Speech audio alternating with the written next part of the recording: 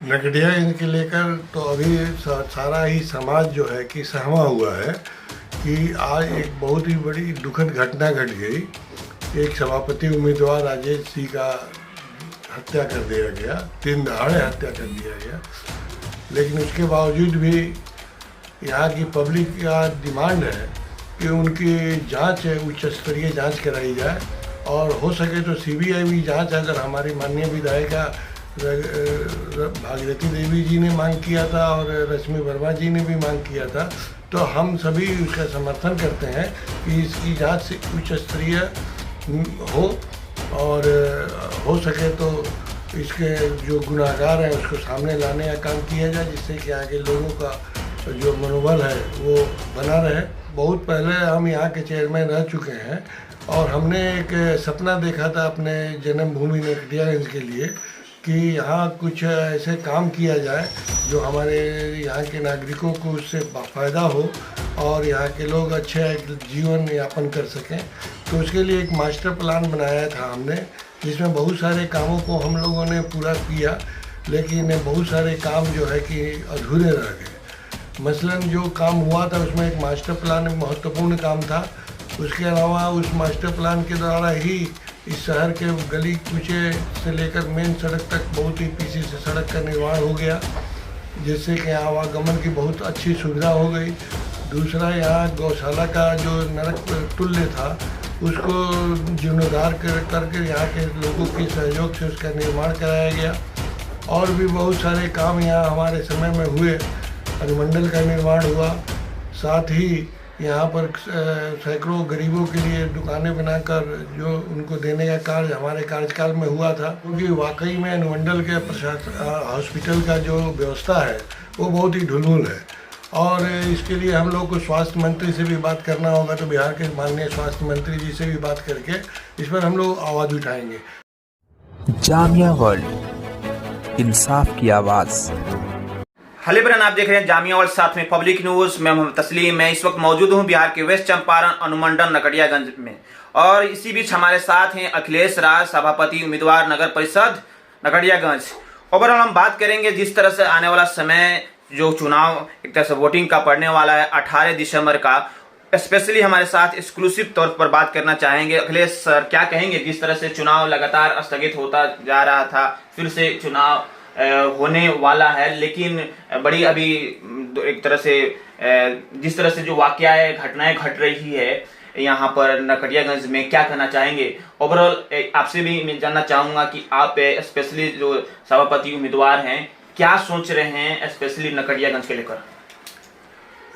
नगड़ियागंज के लेकर तो अभी सारा ही समाज जो है कि सहमा हुआ है कि आज एक बहुत ही बड़ी दुखद घटना घट गई। एक सभापति उम्मीदवार राजेश सिंह का हत्या कर दिया गया, दिन दहाड़े हत्या कर दिया गया।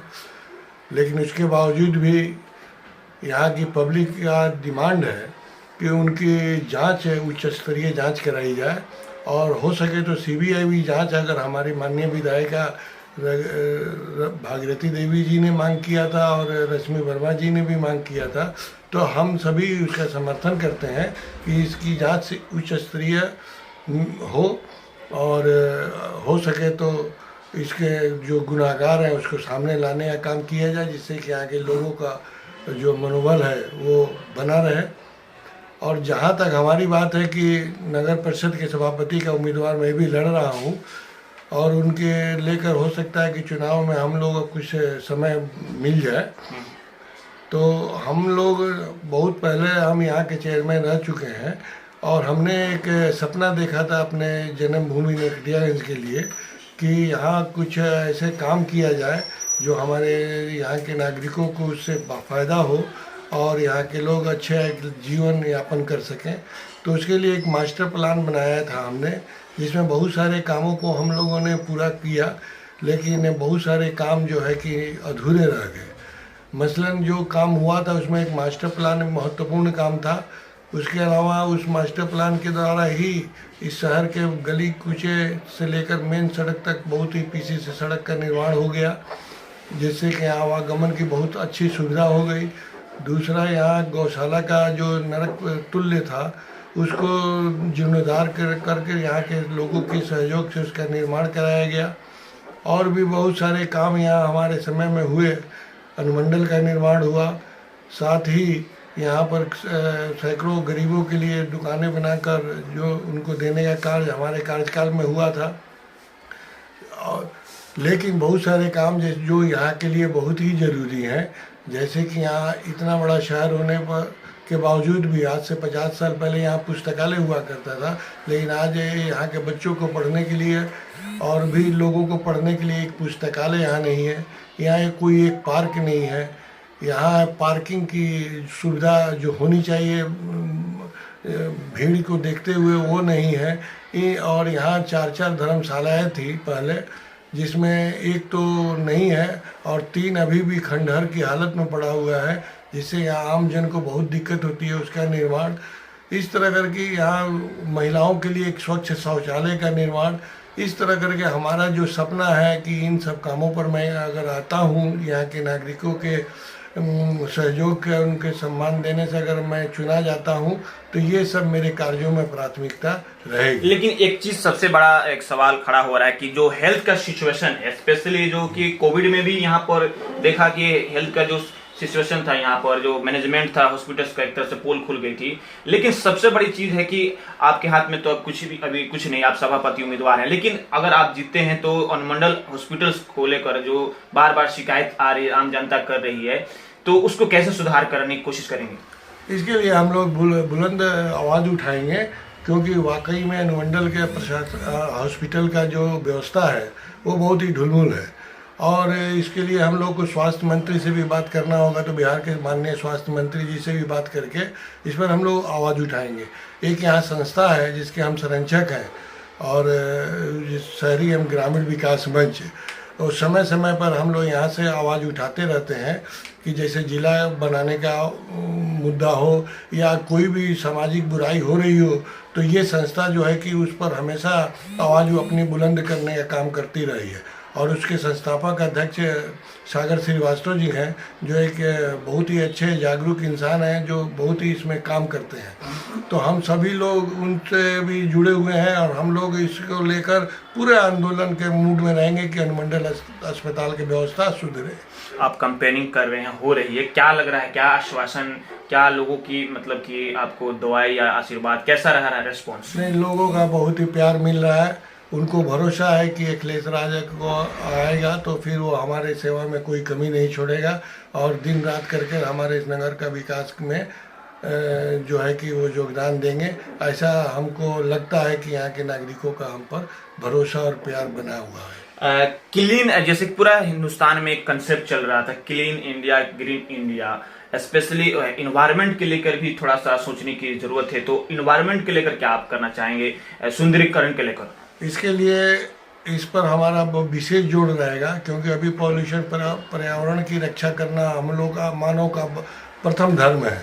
आज स्थिति बहुत ही पूरे ग्लोबल बिगड़ चुकी है।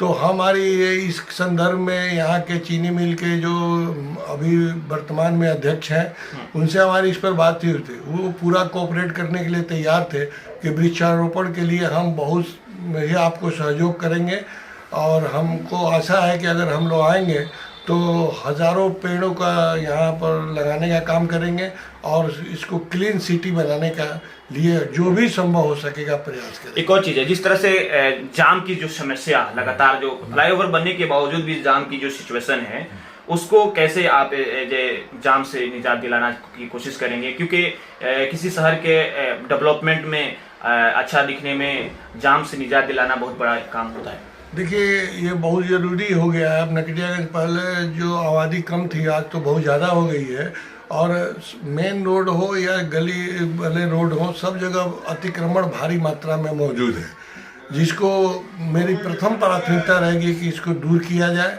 और दूर करने के बाद जो है कि इसका एक सुव्यवस्थित रंग दिया जाए। और साथ ही इतना बड़ा एरिया होने के बाद यहाँ एक भी पार्किंग का स्थल नहीं है, जिससे कि पूरे शहर में मोटरसाइकिल हो या कार आने जाने के लिए पूरे जाम लग जाता है। तो हम ये भी कोशिश करेंगे कि एक पार्किंग स्थल का निर्माण इस शहर में कराया जाए, जहाँ सभी गाड़ियाँ वहीं रोक दी जाए, और उसके बाद ही लोग अपना बाजार में आएँ और अपने ओके, खरीदारी एक करें। सवाल, नकड़ियागंज में तमाम से मतलब कि अलग अलग कॉन्स्टिट्यूएंसी के विधायक हो या एमपी हो रहते हैं, लेकिन एज ए आप सभापति नकड़ियागंज होने के नाते क्या आप कहना चाहेंगे कि जिस तरह से सुरक्षा के लेकर आपका क्या आश्वासन रहेगा? अगर आप जीतते हैं तो नकड़ियागंज की सुरक्षा पर क्या आपकी फोकस रहेगी? क्या आगे आप तक मतलब कि बड़े ऑफिसर के पास जाना चाहेंगे? हाँ, इसके लिए हम लोग यहाँ स्थानीय प्रशासन से मुलाकात करेंगे और उनसे एक सामंजस्य और तालमेल बनाकर हम चाहेंगे कि हमारी भी जो सहयोग उनको मिले और उनका भी सहयोग हम सभी को मिले, और इस तालमेल के द्वारा यहाँ सुरक्षा का जितना भरसक प्रयत्न हम लोग कर सकते हैं हम लोग करने का काम करेंगे। और यहाँ के लोगों को मैं वादा करता हूँ कि इसके बाद अगर किसी ये जो दुर्घटना घट गई है ये दोबारा ना हो, इसके लिए हम लोग पूरी कोशिश करेंगे और एक अच्छा वातावरण बनाकर अपने नागरिकों को देने का काम करेंगे। एक नकड़ियागंज के मतलब कि डेवलपमेंट से ही एक सवाल आ रहा है कि अस्थायी बस स्टॉप जो कि होना बहुत ही लाजमी है, एज ए आपकी मैनिफेस्टो में क्या सोच रहे हैं कि कितना जरूरी है और बहरहाल हर हाल में बनना जरूरी है? बहुत ही ज़रूरी है।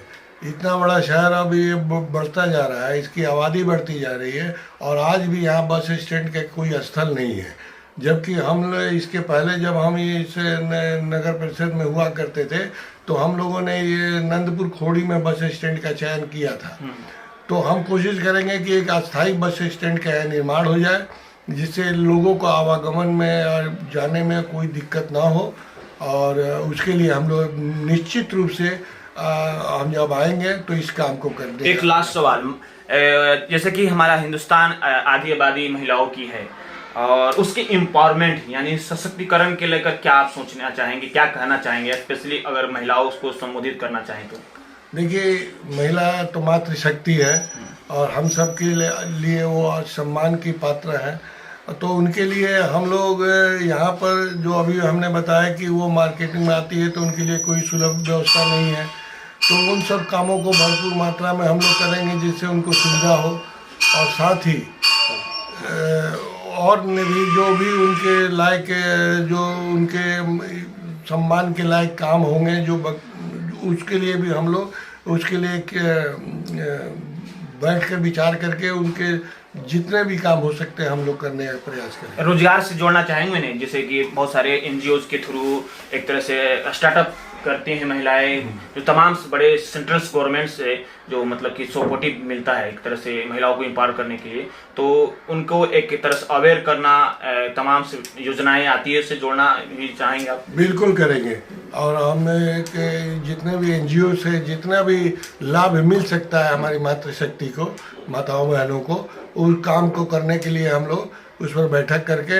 और उसका एक प्लानिंग तैयार करके उनको हम लोग लाभ पहुंचाने का काम करेंगे। बहुत बहुत शुक्रिया। बहुत ही बखूबी एक तरह से बात हुआ यहाँ पर अखिलेश राज सर जी से, जो कि सभापति उम्मीदवार नकड़ियागंज हैं, और उन्होंने बखूबी एक चिंता जाहिर की है कि सिचुएशन जो है स्पेशली नकड़ियागंज का वो सिचुएशन बदलना चाहिए, हालात और दुरुस्त होना चाहिए, सेफ्टी के लिए भी ख्याल करना जरूरी है, और जो हालात जो पैदा हुआ है उसे एक तरह से निष्पक्ष एक तरह से उच्च स्तरीय जांच होगा तो तमाम एक तरह से शहरवासियों में एक तरह से मतलब कि डर की भावनाएं खत्म होगी। और बहरहाल 18 अक्टूबर का यहाँ पर इलेक्शन है।